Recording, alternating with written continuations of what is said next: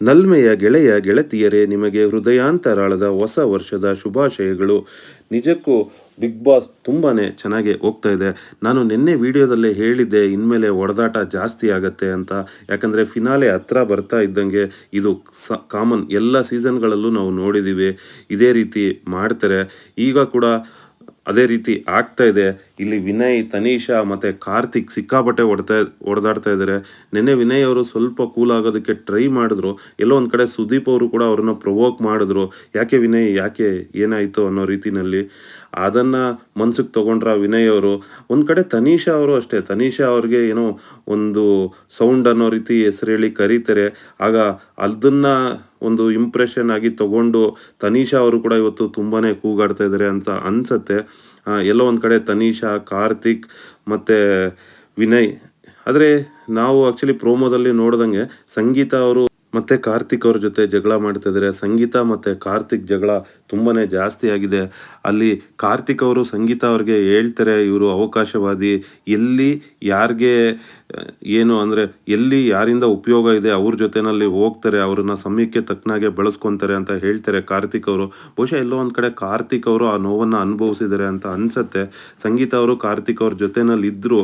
ಆಮೇಲೆ ಕಣ್ಣಿಗೆ ಹೊಡೆತ ಬಿದ್ದು ಯಾವಾಗ ಹೊರಗಡೆ ಹೋದ್ರು, ಪ್ರತಾಪ್ ಅವರಿಗೆ ಅಭಿಮಾನಿಗಳು ಜಾಸ್ತಿ ಇದ್ದಾರೆ ಅಂತ ಗೊತ್ತಾದ ಕಾರಣಕ್ಕೆ ಕಾರ್ತಿಕ್ ಅವರಿಂದ ಪ್ರತಾಪ್ ಅವ್ರ ಜೊತೆನಲ್ಲಿ ಒಂದು ಅಕ್ಕ ತಮ್ಮನ ರಿಲೇಷನ್ಶಿಪ್ಪನ್ನು ಬೆಳೆಸಿದ್ರು.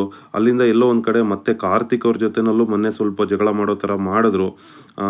ನಾನು ನಿನ್ನನ್ನು ಅಕ್ಕ ಅಂತಲೇ ಕರಿಬೇಡ, ನಾನು ನಿನ್ಗೆ ಅಕ್ಕನೇ ಅಲ್ಲ, I don't want that relationship ಅನ್ನೋ ಮಾತುಗಳನ್ನು ಕೂಡ ಹೇಳಿದರು.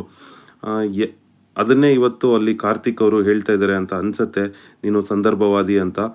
ಅದಕ್ಕೆ ಸಂಗೀತ ಅವರು ಕೂಡ ತಿರುಗುತ್ತರ ಕೊಡ್ತಾ ಇದ್ದಾರೆ. ಸಂಗೀತ ಅವರು ಕೂಡ ಕಾರ್ತಿಕ್ ಅವರನ್ನು ಬ್ಲೇಮ್ ಮಾಡ್ತಾ ಇದ್ದಾರೆ.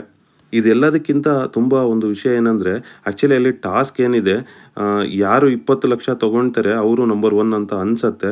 ಸೊ ಆದರೆ ಒಂದು ವಿಷಯ ಏನಂದರೆ, ನಗು ಬರುವಂಥ ವಿಷಯ ಏನಂದರೆ, ಅಲ್ಲಿ ವರ್ತೂರ್ ಸಂತೋಷ್ ಅವರು ಮತ್ತು ಪ್ರತಾಪ್ ಅವರು ಯಾಕಪ್ಪ ಬೇಕು ಇವ್ರ ಸಹವಾಸ, ನಮಗೆ ನಮ್ಮ ಪಾಡಿಗೆ ನಾವು ಇರೋಣ ಅನ್ನೋ ರೀತಿಯಲ್ಲಿ ಪ್ರತಾಪ್ ಅವರು 50,000 ರೂಪಾಯಿ ಬೋರ್ಡನ್ನು ಹಾಕ್ಕೊಂಡಿದ್ದಾರೆ. ವರ್ತೂರ್ ಸಂತೋಷ್ ಅವರು 25,000 ರೂಪಾಯಿ ಬೋರ್ಡನ್ನು ಹಾಕ್ಕೊಂಡಿದ್ದಾರೆ. ಅಂದರೆ ನಮ್ಮನ್ನು ಬಿಡ್ರಪ್ಪ, ಯಾಕೆ ನಿಮ್ಮ ಹತ್ರ ಎಲ್ಲ ಜಗಳ ಮಾಡಿ ನಮ್ಮಿಂದ ಗೆಲ್ಲಕ್ಕಾಗಲ್ಲ ಅನ್ನೋ ರೀತಿಯಲ್ಲಿ ಅವರ ಬಿಹೇವಿಯರ್ ಇದೆ ಅಂತ ಅನಿಸುತ್ತೆ. ಪ್ರತಾಪ್ ಅವರು 50,000 ಹಾಕ್ಕೊಂಡಿದ್ದಾರೆ. ವರ್ತೂರ್ ಸಂತೋಷ್ ಅವರು 25,000ದ ಬೋರ್ಡನ್ನು ಹಾಕ್ಕೊಂಡಿದ್ದಾರೆ. ಮಿಕ್ದವರೆಲ್ಲ 20 ಲಕ್ಷದ ಬೋರ್ಡ್ಗೆ ಜಗಳ ಮಾಡ್ತಾ ಇದ್ದಾರೆ. ಒಂದು ರೀತಿಯಲ್ಲಿ ಆ್ಯಕ್ಚುಲಿ ಇದು ಕೂಡ ಅಂದರೆ ಇದು ಹೇಗೆ ಕಿಚ್ಚ ಸುದೀಪ್ ಅವರು ಬಹುಶಃ ಇದನ್ನು ಕೇಳ್ತಾರೆ ಅಂತ ಅನಿಸುತ್ತೆ. ನಾವು ಹಿಂದಿನ ಸೀಸನ್ಗಳಲ್ಲಿ ನೋಡಿದ್ದೀವಿ. ಏನು ಮಾಡ್ತಾರೆ ಅಂತಂದರೆ, ಅಲ್ಲಿ ಬಿಗ್ ಬಾಸ್ ಆಗಲಿ ಕಿಚ್ಚ ಸುದೀಪ್ ಅವರಾಗಲಿ ಆ್ಯಕ್ಚುಲಿ ಇದನ್ನು ಕೇಳ್ತಾರೆ. ಯಾಕೆ ನಿಮ್ಮನ್ನು ನೀವೇ ಕಮ್ಮಿ ತೂಕ ಮಾಡ್ಕೊಂಡಿದ್ದೀರಾ, ಅಂದರೆ ನಿಮ್ಗೆ ಅದೇ ಪ್ಲೇಸ್ ಸಾಕಾ ಅನ್ನೋ ರೀತಿಯಲ್ಲಿ ಮಾತಾಡ್ತಾರೆ. ಸೊ ಬಹುಶಃ ಪ್ರತಾಪ್ ಅವರು 50,000 ತೊಗೊಂಡಿದ್ದನ್ನು ಬಿಗ್ ಬಾಸ್ ಮತ್ತು ಸುದೀಪ್ ಯಾವ ರೀತಿ ಗಣನೆಗೆ ತೊಗೊಳ್ತಾರೆ. ಯಾಕಂದರೆ ಈ ಟಾಸ್ಕ್ ಏನಿದೆ ಅಲ್ಲಿ 20 ಲಕ್ಷಕ್ಕೆ ಫೈಟ್ ಮಾಡಿದ್ರೆ ನೀವು ನಂಬರ್ 1 ಪೊಸಿಷನ್ಗೆ ಫೈಟ್ ಮಾಡ್ತಾ ಇದ್ದೀರಿ ಅಂತ ಅರ್ಥ. ಸೊ ಕಮ್ಮಿ ಅಮೌಂಟ್ನ ತೊಗೊಂಡು ಅಲ್ಲಿ ಸುಮ್ಮನೆ ನಿಂತ್ಕೊಂಡ್ರೆ, ಅಂದರೆ ನಮಗೆ ಬೇಡ ಬಿಡಪ್ಪ ಅಂತ ಇದ್ದರೆ, ಸೊ ಎಲ್ಲೋ ಒಂದು ಕಡೆ ಅದು ತಪ್ಪಾಗತ್ತೆ ಅಂತ ಅನಿಸುತ್ತೆ. ಪ್ರತಾಪ್ ಅವರು ಕೂಡ ಅಲ್ಲಿ ಅಂದರೆ ಫೈಟ್ ಮಾಡದೇ ಇದ್ದರೂ ಕೂಡ ಅವರ ಅನಿಸಿಕೆಗಳನ್ನು ಅಲ್ಲಿ ಹೇಳ್ಬೋದಾಗಿತ್ತು. ನೋಡೋಣ, ಎಪಿಸೋಡನ್ನು ನೋಡಿದ್ರೆ ಗೊತ್ತಾಗುತ್ತೆ ಪ್ರತಾಪ್ ಅವರು ಅವರ ಅಭಿಪ್ರಾಯವನ್ನು ಯಾವ ರೀತಿ ವ್ಯಕ್ತಪಡಿಸಿದ್ದಾರೆ ಅಂತ. ಒಂದು ವೇಳೆ ವ್ಯಕ್ತಪಡಿಸಿ ಕೂಡ ಇವ್ರ ಜೊತೆ ಫೈಟ್ ಮಾಡೋಕ್ಕಾಗದೆ ಆಮೇಲೆ 50,000ನ ತೊಗೊಂಡಿದ್ದಾರಾ ಗೊತ್ತಿಲ್ಲ, ನೋಡಿದ್ರೆ ಗೊತ್ತಾಗತ್ತೆ. ಮತ್ತು ಇನ್ನೊಂದು ಕಡೆ ವಿನಯ್ ಅವರು ತುಂಬಾ ಅಗ್ರೆಸಿವ್ ಆಗಿದ್ದಾರೆ. ಆದರೆ ವಿನಯ್ ಅವ್ರಿಗಿಂತ ತನೀಷಾ ಅವರು ಸಿಕ್ಕಾಪಟ್ಟೆ ಅಗ್ರೆಸಿವ್ ಆಗಿಬಿಟ್ಟಿದ್ದಾರೆ. ತನೀಷಾ ಅವರು ಕೂಗಾಡ್ತಾರೆ.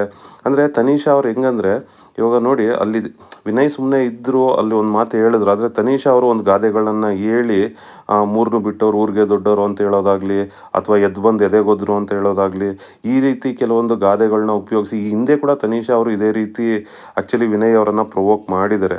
ಸೊ ಈ ಹಿಂದೆ ಕೂಡ ಸಾಕಷ್ಟು ಗಾದೆಗಳನ್ನ ಉಪಯೋಗಿಸಿ ವಿನಯ್ ಅವರನ್ನು ಅವರು ಮತ್ತು ಇನ್ನೊಂದು ಏನಂದರೆ, ನೀವು ಈ ಎಲ್ಲ ಎಪಿಸೋಡ್ಗಳಲ್ಲಿ ನೋಡಿದ್ರೆ ಯಾವಾಗ ಕಾರ್ತಿಕ್ಗೆ ಪ್ರಾಬ್ಲಮ್ ಆಗುತ್ತೋ, ಕಾರ್ತಿಕ್ ಮತ್ತು ವಿನಯ್ ಕಿತ್ತಾಡ್ತಾ ಇದ್ರೆ ಅಲ್ಲಿ ಮಧ್ಯ ತನೀಷಾ ಅವರು ಬಂದಿರ್ತಾರೆ.